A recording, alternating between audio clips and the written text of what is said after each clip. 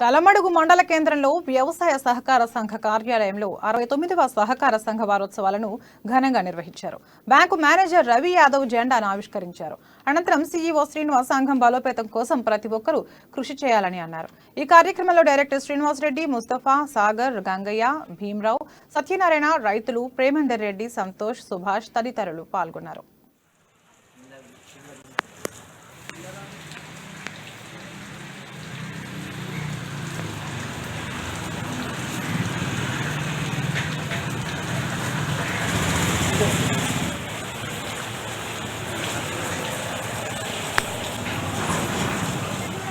తలమడుగులో సహకార వారోత్సవాలు 62 జరపబడింది.